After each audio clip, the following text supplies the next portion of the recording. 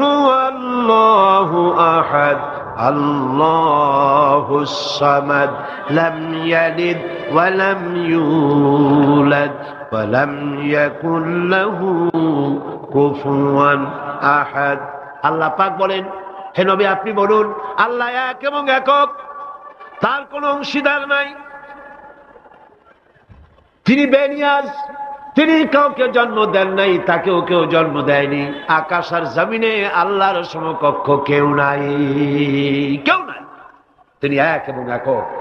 তার একত্ববাদের দাওয়াত দেওয়ার জন্য অসংখ্য পয়গম্বর আল্লাহ পাক এই দুনিয়ায় পাঠিয়েছেন, আর সমস্ত পয়গম্বর দাওয়াত দিয়েছেন কি, লা ইলাহা ইল্লাল্লাহু মুহাম্মাদুর রাসূলুল্লাহ।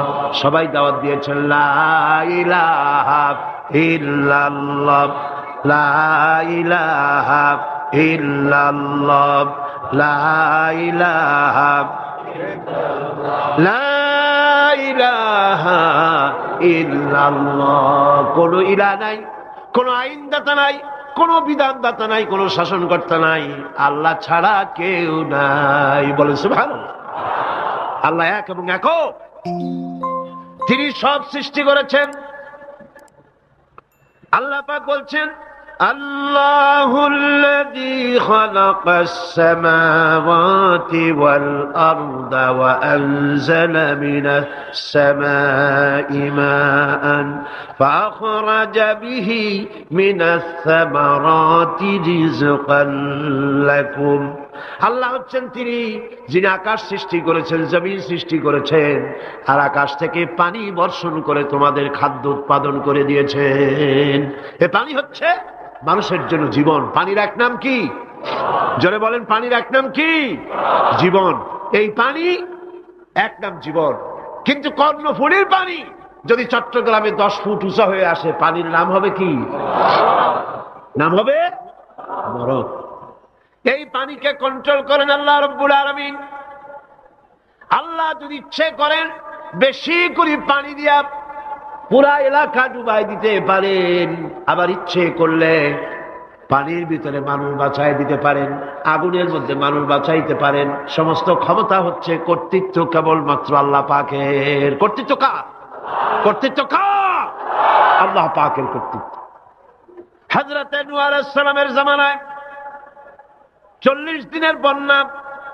এই বন্যার পরে জাহাজ যখন নেমে গেল, তখন তিনি মনে মনে ভাবলেন, আমি তো জোড়ায় জোড়ায় করে সমস্ত প্রাণীগুলি আর মানুষগুলি, কিছু কিছু মানুষ যারা ঈমান এনেছিল তাদের জাহাজে উঠাইছে, কিন্তু একটি বুড়ি আমার উপরে ঈমান এনেছিল, আর আমি তার ওয়াদা করেছিলাম সাথে করে নিয়ে যাব, আমি তো তার কথা ভুলে গিয়েছি।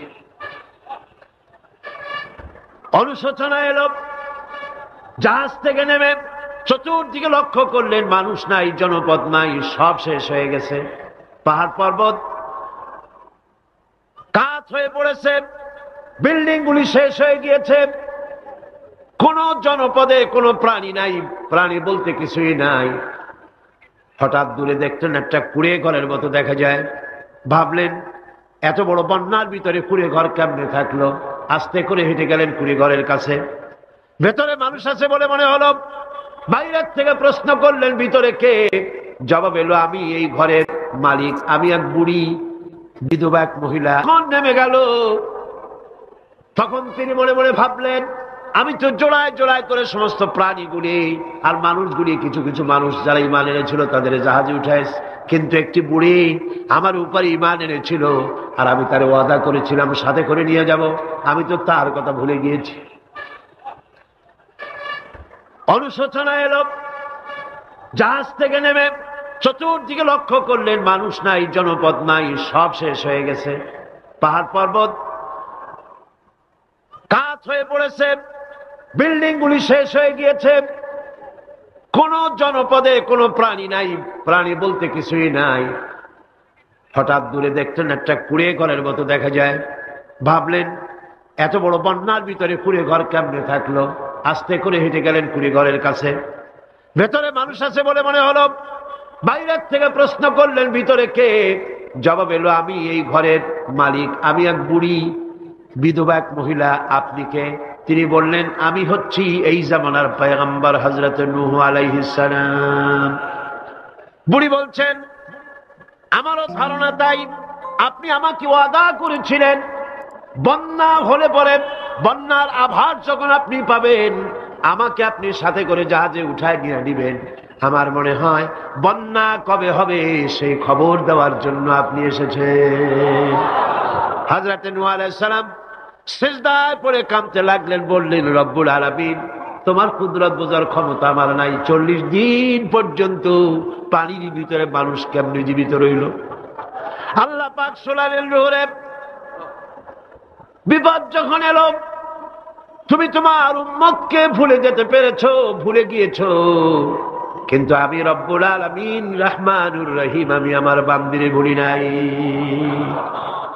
পানির স্রষ্টা আল্লাহ, পানির ভিতরে তিনি বাঁচাতে পারেন, আবার তিনি আগুনের ভিতরে বাঁচাতে পারেন, সব কিছু করতে পারেন। সমস্ত ক্ষমতা আল্লাহ পাকের। সমস্ত ক্ষমতা কার? আরো জোরে বলেন, কার? আল্লাহ পাক বলেন, এভাবে করে আমি আকাশ সৃষ্টি করেছি, জমিন সৃষ্টি করেছি, বৃষ্টি দিয়েছি, আর চন্দ্র সূর্য তৈরি করেছি।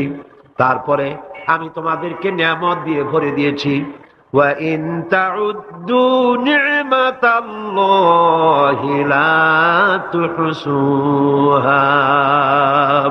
আমার নিয়ামত যদি গণনা করো, গুনে গুনে আমার নিয়ামত শেষ করতে পারবে না। সুবহানাল্লাহ। হাদা খালকুল্লাহি ফাআরুনি মাযা খালাকাল্লাযীনা মিন দুনি। এ হচ্ছে আল্লাহর সৃষ্টি, আর আল্লাহ বাদে অন্যরা কি সৃষ্টি করেছে দেখাও। যদি ক্ষমতা থাকে দেখাও কি সৃষ্টি করেছে অন্যরা। আছে কিছু? আছে কিছু? সমস্ত সৃষ্টির মালিক কে? আরো জোরে বলেন, কে? সব কিছুর স্রষ্টা হচ্ছেন আল্লাহ পাক। ওই আকাশের মালিক কে? চিল্লায় বলেন জোরে সোরে, আকাশের মালিক কে? বাতাসের মালিক কে? চন্দ্র সূর্যের মালিক কে? পৃথিবীর মালিক কে? গোটা সৃষ্টি জগতের মালিক কে? সবকিছুর মালিক যিনি, তিনি বলছেন এগুলি সব আমি সৃষ্টি করেছি। ফারুনি মাযা খালাকাল্লাযীনা মিন দুনি। আমি ছাড়া অন্যরা কে কি তৈরি করেছে দেখাও। আল্লাহ রাব্বুল আলামিন এভাবে করে মানুষের জন্য সব কিছু সৃষ্টি করেছেন।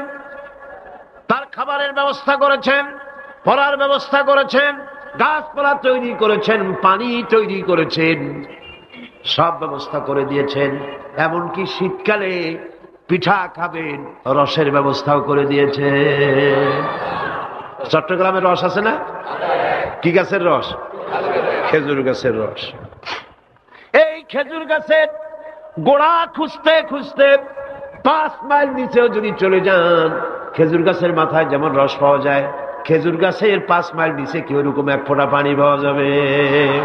খেজুর গাছের ভিতরেও কি তেমন পাওয়া যাবে? ঠিক জায়গা মতো কাটলে যেমন রস পাওয়া যাবে, অন্য জায়গায় পাওয়া যাবে না। আবার খেজুর গাছের পাশে একটা নিম গাছ আছে, কিয়ামত পর্যন্ত নিম গাছ গিয়া শোষেন।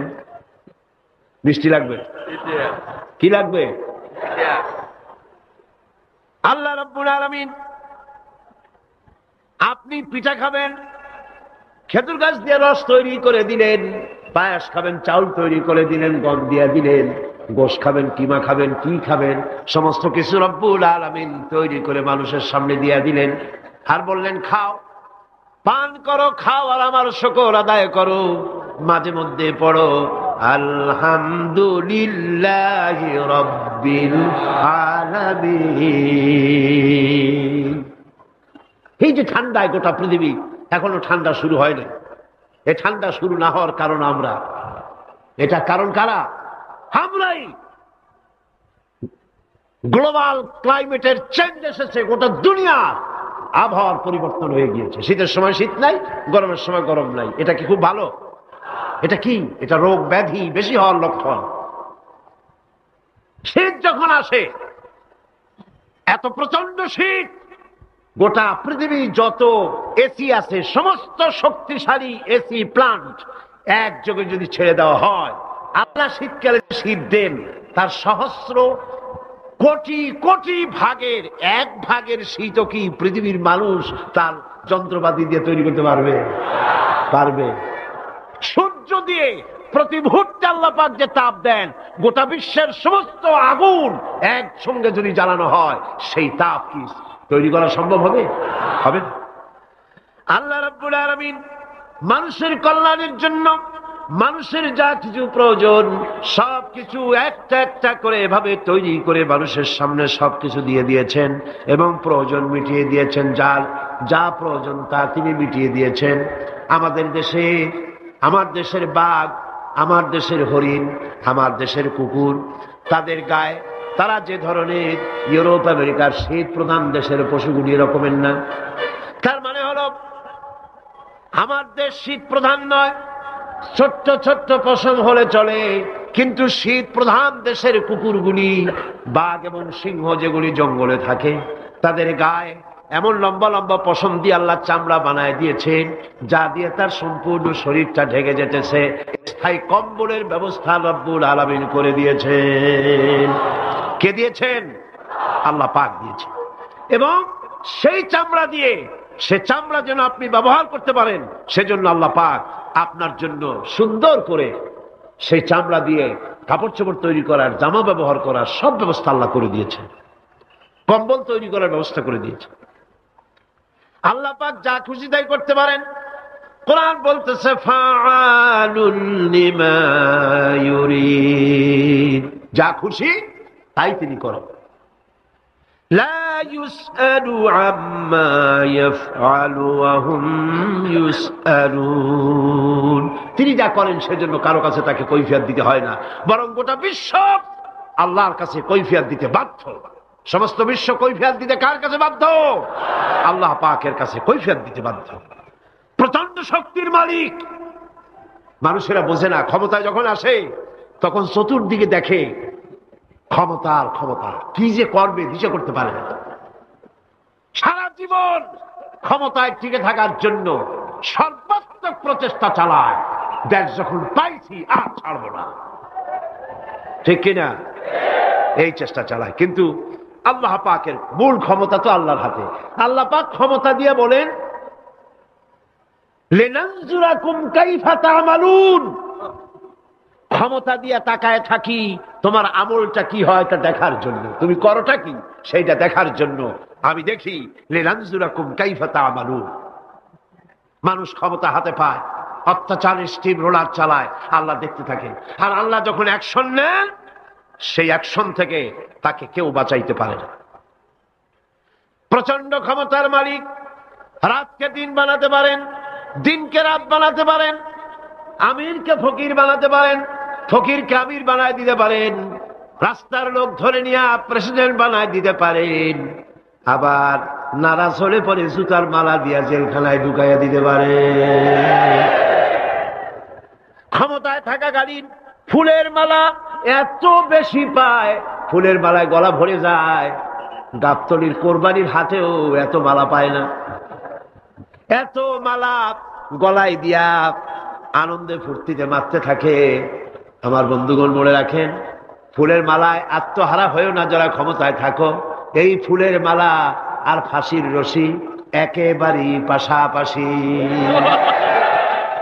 ফুলের মালা থেকে ফুলগুলি ঝরে পড়লেই ওই রশিটাই ফাঁসি হওয়ার জন্য যথেষ্ট, ঠিক কিনা? মানুষ বোঝে না, বোঝে না। আল্লাহ বলেন আমি তাকায় থাকি, দেখি কি করো, তোমার আমলটা কেমন হয়। ক্ষমতার মালিক আল্লাহ, দেওয়ার মালিক আল্লাহ। আর যখন নারাজ হয়ে যান, এক থাপ্পড় মেরে ক্ষমতা ছিনায় নিয়ে যান। পারেন কিনা? পারেন কিনা? ইতিহাস সাক্ষী। কিন্তু ইতিহাসের সবচেয়ে বড় শিক্ষা যে মানুষেরা ইতিহাস থেকে শিক্ষা গ্রহণ করে না।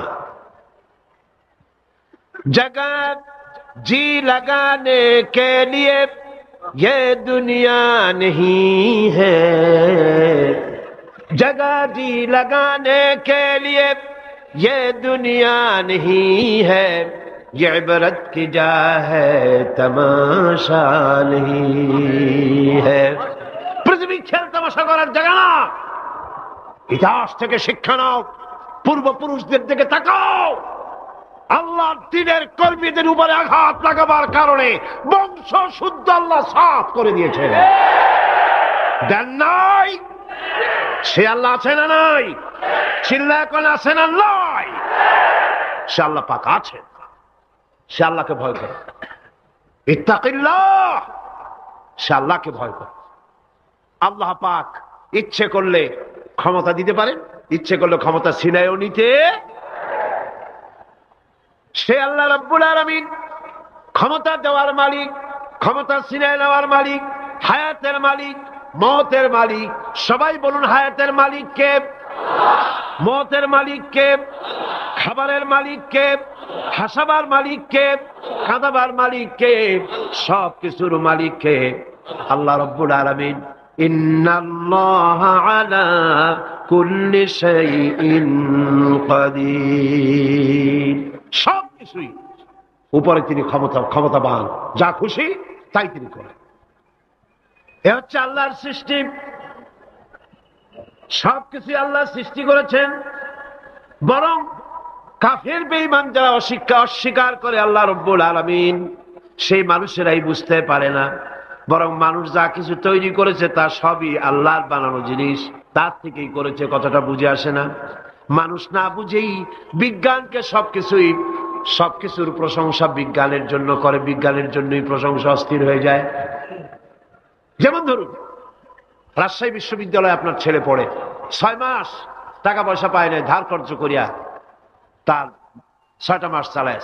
হঠাৎ করে পিয়ন মানি অর্ডার ফর্ম নিয়ে হাজির, 6,000 টাকা পাঠাইছে বাপে। টাকাগুলি নিয়ে সই করে পিয়নের কদমবুসি করে যে, বাবাজি এতদিন পরে টাকা নিয়ে আসছেন, আপনার প্রতি আল্লাহ রহম করুন। এটা বুদ্ধিমান না বেকুব? বুদ্ধিমান না বেকুব? আরে বেটা, পিয়ন কি তোর বাজান?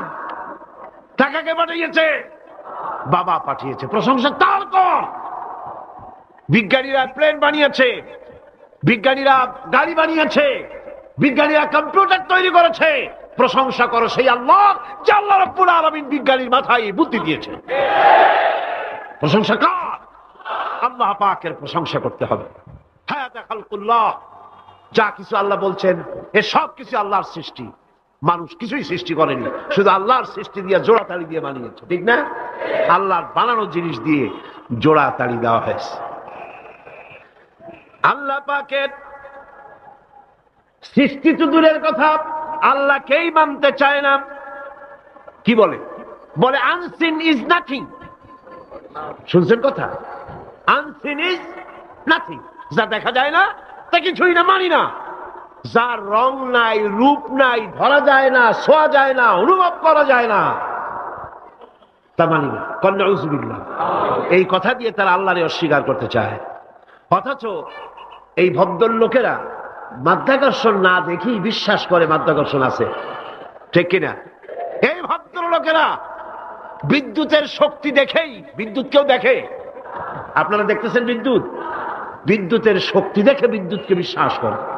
বাতাসের প্রচন্ডতা দেখে বাতাসকে অনুভব করে, বিশ্বাস করে।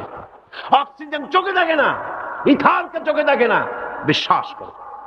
কিন্তু এমনই নাস্তিক, এমনই কপাল পোড়া যে আল্লাহরে দেখা যায় না তাই বিশ্বাস করা যাবে না। এক নাস্তিকের সাথে হযরত ইমাম আবু হানিফা রাহমাতুল্লাহ আলাইহির এক বিতর্ক অনুষ্ঠান হলো। সেই বিতর্ক অনুষ্ঠানে ইমাম আবু হানিফা রাহমাতুল্লাহ আলাইহি পৌঁছতে বেশ দেরি করলেন। নাস্তিক তখন উপস্থিত জনতাকে বলছে, দেখো তোমাদের ইমাম, তোমাদের ইসলামী চিন্তাবিদ যুক্তিতে দুর্বল, সেই জন্য আসতেছে না। বেশ কিছুক্ষণ দেরি করে তিনি উপস্থিত হলেন। নাস্তিক বলল, আগে আপনি বলেন, আপনি ওয়াদা ভঙ্গ করলেন কেন? সময় মতো আসতে পারলেন না কেন? তিনি জবাবে বললেন, দেখো আমি অনেক দূর থেকে এসেছি, এসে দেখি সামনে নদী, এখন পার হবো কেমনে? কোন নৌকার ব্যবস্থা নাই। হঠাৎ দেখলাম কি এক আশ্চর্য কথা, একটা চারা গজায় উঠলো, ফট করে বিরাট গাছ হয়ে গেল। কই থেকে একটা কুড়াল আসলো, গাছটারে কাজে ভালাই গেল। তারপরে এলো করাত, বানাইলো তক্তা, এরপরে আসলো লোহা, পড়লো হাতুড়ি, হয়ে গেল নৌকা। বাহ, কি মজা! এরপরে নৌকা নামলো নদীতে, আমি উঠে বসলাম, এই পাড়ি দিয়ে আসলাম, তাই যা একটু দেরি হলো। নাস্তিক কয় যে কি সর্বনাশ, এই লোকের সাথে আমি তর্ক করবো, মাথা তুই স্ক্রু শটটা দিলাম, আরে আন্দাজে আন্দাজে একটা গাছ হয়ে গেল ফট করিয়া। তারপরে কুড়াল আসলো, তক্তা হইল, বিনা মিস্ত্রিতে নৌকা হইল, এটা কেমনে সম্ভব? ইমাম সাহেব বলেন আমার বিতর্ক শেষ। বিনা মিস্ত্রিতে যদি, তোমার যুক্তি মতে বিনা মিস্ত্রিতে যদি একটা নৌকা না হতে পারে, এই বিশ্ব তৈরি হলো কি করে বিনা মিস্ত্রিতে? ওই বিশাল আকাশ হলো কিভাবে? এই বিরাট চন্দ্র সূর্য হলো কিভাবে? কি করে তোমার ওই বডি তৈরি হলো? নাস্তিক চেয়ার থেকে নেমে ইমামের কাদমের উপরে পড়ে গেল, বলে আল্লাহু আকবার, আমি অন্যায় করেছি, আল্লাহ আমারে মাফ করে দাও।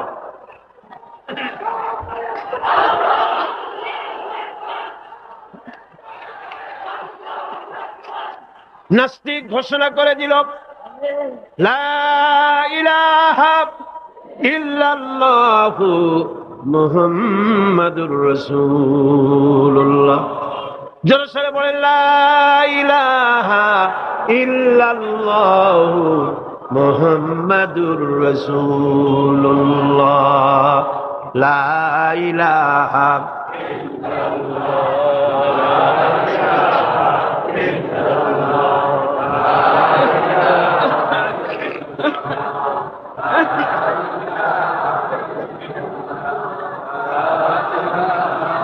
খালকুল্লাহ, এ হলো আল্লাহর সৃষ্টি। কার সৃষ্টি? বলেন সবাই খুশি হয়ে, কার সৃষ্টি? ফারুনি মাযা খালাকাল্লাযিনা মিন দুনি, আল্লাহ ছাড়া কে কি বানাইছে দেখো। সব কে বানিয়েছে? খুশি হইয়া বুক ফুলাইয়া জোরে কোন কে বানিয়েছে? ওই আল্লাহ রাব্বুল আলামিন বলেন দুনিয়ার সব দিক থেকে চোখ ফিরাইয়া এবার নিজের দিকে তাকাও। ওয়াফি আনফুসিকুম ওয়াফি আনফুসিকুম আফালা তুবসিরুন, এমনকি তোমাদের নিজেদের মধ্যেও আমার নিদর্শন আছে। তারা কি তা অনুধাবন করে না? তোমার মধ্যেও আমার নিদর্শন আছে। কার মধ্যে? আমাদের মধ্যে। কোন কার মধ্যে? আমাদের মধ্যে আল্লাহর নিদর্শন আছে। মানুষ যদি তার নিজের দেহের প্রতি লক্ষ্য করে তাহলে সে মহান আল্লাহ পাকের অসংখ্য কুদরত দেখতে পাবে। যেমন একটি শিশু যখন জন্ম হয় তখন তার হাড়ের পরিমাণ হয় 305টি। 305টি। পরে এগুলি একটা দুটো মিশে গিয়ে পরিমাণ দাঁড়ায় 206টি হাড়। 560টি পেশি দিয়ে এই হাড়গুলিকে বেঁধে রাখা হয় এবং মোট গিরার পরিমাণ দাঁড়ায় 100 গিরা। আপনি কি জানেন আপনার আঙ্গুলের মাথা থেকে বাহু পর্যন্ত কয়টা গিরা আছে? গণবেন কখন? কিলাকিলি করেই তো কুল পান না। দেখেন না গিরা কতগুলা। আঙ্গুলের এই আঙ্গুলের মধ্যেই কতগুলা গিরা।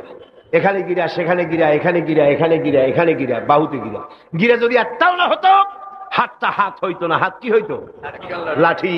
লাঠি হইতো। ভাত খাওয়া যাইতো না। ভাত খাইতে গেলে মাখানো লাগে কিনা? মাখানো লাগে না? মাখাইবেন কি দিয়ে? হাতগুলা আঙ্গুলে গিরা নাই, সব কাঁটা চামচ।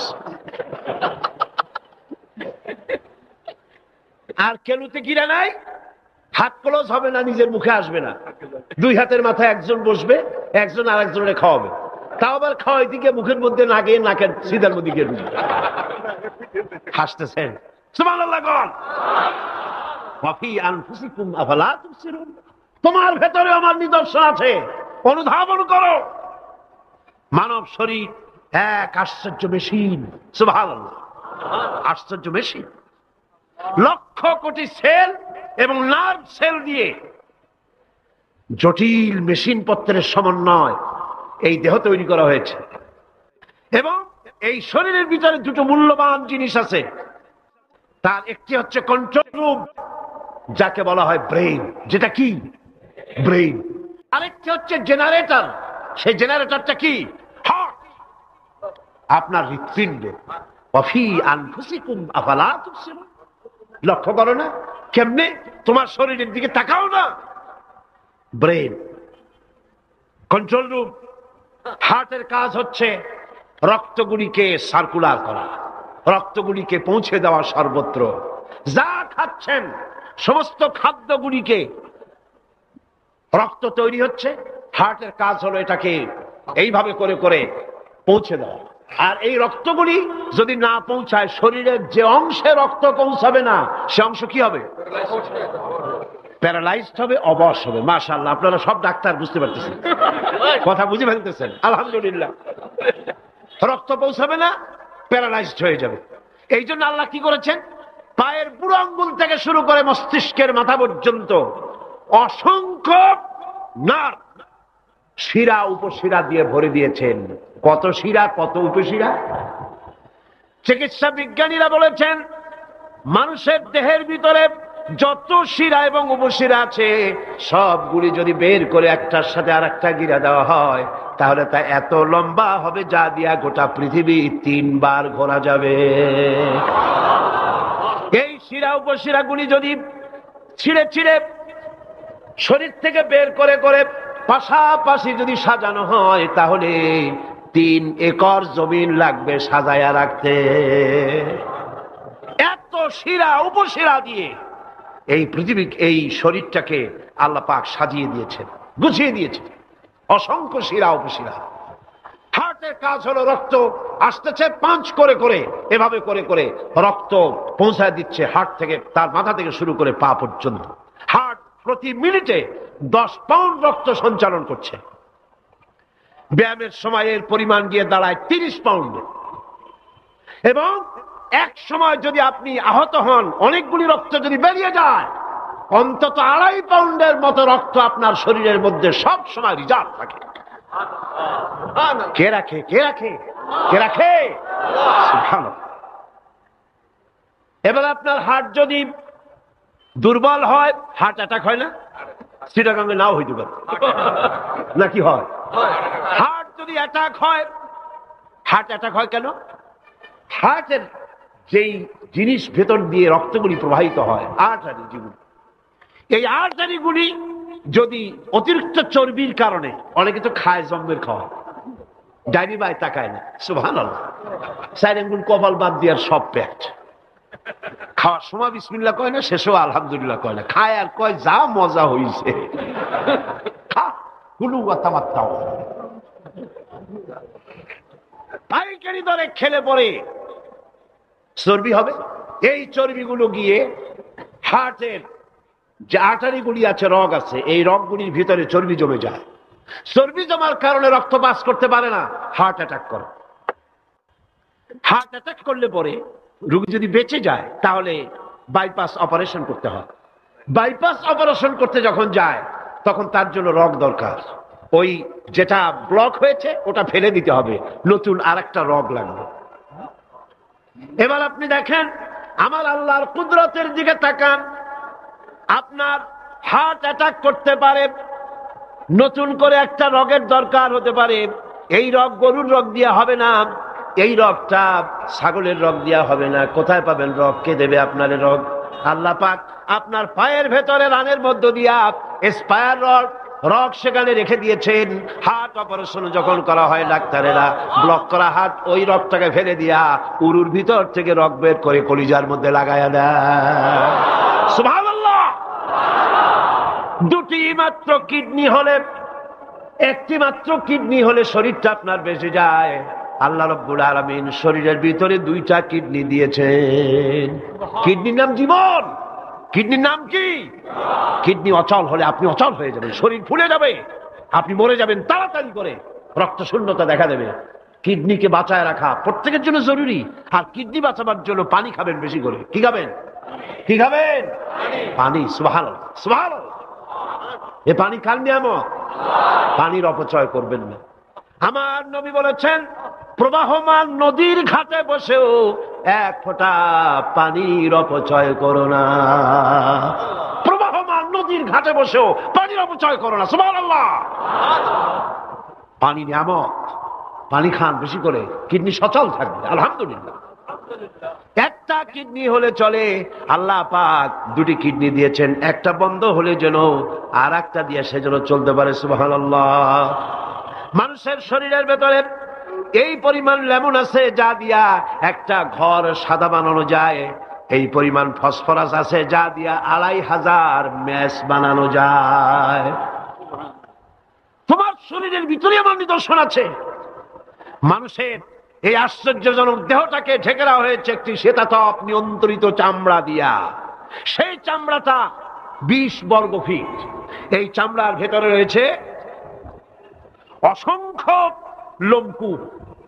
অসংখ্য লোমকূপ দিয়ে এই চামড়াটা তৈরি করে দেওয়া হয়েছে এবং এই চামড়া দিয়ে শীত এবং গরম অনুভব করার শক্তি দেওয়া হয়েছে। দুটি চোখ দেওয়া হয়েছে, শ্রবণের জন্য কান দেওয়া হয়েছে। কে তিনি যিনি আমরা চোখ দিয়া নেগেটিভ দেখি?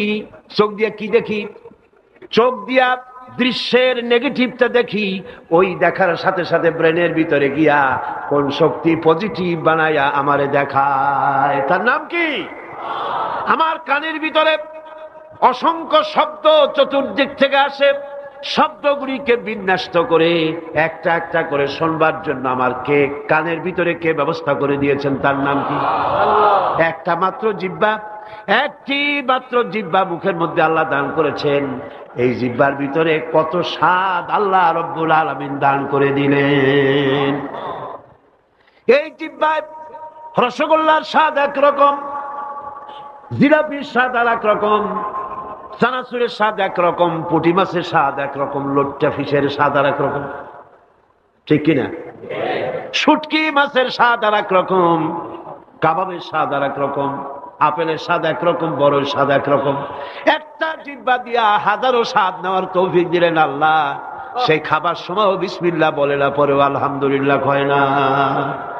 এত নিয়ামত দিয়ে আল্লাহ পাক এই সজীব শরীরকে সাজিয়েছেন, শরীরটাকে সুন্দর করেছেন, সুগঠিত করেছেন। আল্লাহ পাক বলেন তোমার শরীরের ভিতরে রয়েছে আমার দৃষ্টান্ত, এগুলি দেখো। তোমার ব্রেইন, মানুষের মাথায় যে মাথার ভিতরে যে ব্রেইন দেওয়া হয়েছে, এর ভিতরে রয়েছে অসংখ্য সেল, যার মধ্যে বুদ্ধি, প্রজ্ঞা, সুখ, দুঃখ, মেমোরি। এই পৃথিবীতে মানুষের মাথায় যে ব্রেন দেওয়া হয়েছে, এটা সর্বোচ্চ ওজন হচ্ছে 3 পাউন্ড। 3 পাউন্ড ওজনের এই বস্তুটিকে রাখা হয় মাথার খুঁড়ির মধ্যে, মাথার মাঝখানে। এই ব্রেন দেহের কোটি কোটি সেনা প্রহরীকে পাহারার কাজে লাগায়। এই ব্রেন বুদ্ধি করে, বুদ্ধি দিয়ে লাগায়। কম্পিউটারের যে মেমোরি শক্তি আছে, পৃথিবীর মানুষের মাথায় আল্লাহ পাক যে মেমোরি দিয়েছেন, যে স্মৃতি শক্তি দিয়েছেন, সারা পৃথিবীর সমস্ত ডাটা, সমস্ত ইনফরমেশন সবগুলি মানুষ যদি তার মেমোরিতে নিয়ে নেয়, তারপরেও আল্লাহ পাক মেমোরিতে এত জায়গা করেছেন যে তার 1,00,000 ভাগের 1 ভাগও ভরবে না। এই ব্রেন দিয়ে আল্লাহ পাক মানুষকে বুঝতে বলেছেন, তাকাও, লক্ষ্য করো, আমার পৃথিবী দেখো, দুনিয়া দেখো, নিজেকে দেখো এবং আমার অস্তিত্বের কথা স্বীকার করো।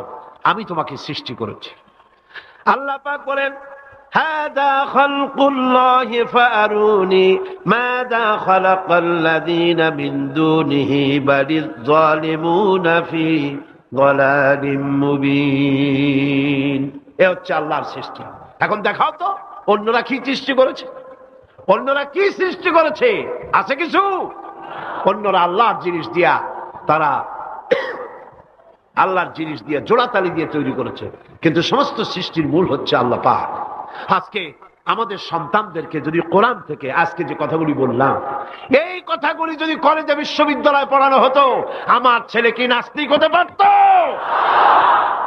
বলেন, আমার এই ছেলে কলেজে বিশ্ববিদ্যালয়ে যেসব ছেলেপেলেরা পড়ে, এগুলি কি বোম্বাই থেকে আসছে না মঙ্গল গ্রহ থেকে নাজিল হয়েছে? আমাদের ছেলেপেলে কিনা?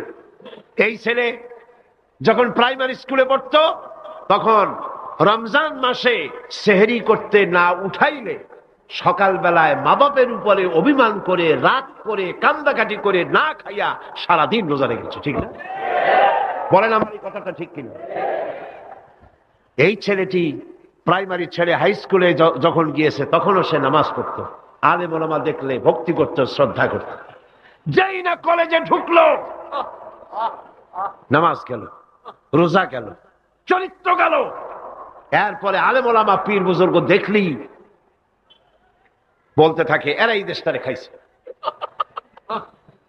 দেশ খাইলো কেমন? আলেম ওলামারা তারা কি দেশে কখনো ক্ষমতায় গেছে? বলেন গেছে? আলেম ওলামা তো জীবনে ক্ষমতাই যায় নাই। তারা দেশ খাইলো কি করে? যারা ক্ষমতা থাকে ওরা খায় না, যারা ক্ষমতায় যায় না ওরা খায় জম্বেল খাওয়া। আশ্চর্য কথা, এরাই দেশ তারা খাইছে। নামাজ নাই, রোজা নাই, তারপরে বলা শুরু করে আল্লাহ নাই। এরপরে ডু ফুর্তি, নো চিন্তা, জেনা, ব্যভিচার, মদ, জুয়া ইত্যাদিতে লিপ্ত হয়ে গেল। আমার সোনার টুকরা ছেলে যেই না গেল বিশ্ববিদ্যালয়, কয়লার টুকরায় পরিণত হয়ে গেল। ঠিক কিনা? এটা কে করলো? কে করলো? করেছে এক শ্রেণীর শিক্ষক নামের কলঙ্ক, যারা শান্তিনিকেতনের গোলাম, যারা মার্কস এবং লেনিনের গোলাম, মাও সেতুংয়ের গোলাম। এই গোলামেরা দুনিয়ার মানুষকে, আমার সন্তানগুলিকে ধ্বংস করে দিল। আর যদি আমি আলোচনার শুরুতেই বলেছিলাম, যদি কোরআন এবং সুন্নাহ যদি পড়ানো হতো কলেজ বিশ্ববিদ্যালয়ে, তাহলে আমার এই সন্তানগুলি চোর হতো না, ডাকাত হতো না, জেনাকার হতো না, বদমাশ হতো না, খাঁটি মুসলমান হয়ে বেরিয়ে আসতো, যা দেখলে আমাদের চক্ষু ঠান্ডা হয়ে যেত। যেরকম সুবহানাল্লাহ। সেই ধরনের এই কোরআন ভিত্তিক শিক্ষা ব্যবস্থা বাংলাদেশে চালু হোক, তা কি আপনারা চান? জোরে বলেন চান? যারা চারা চান দু হাত উঁচু করে দেখান।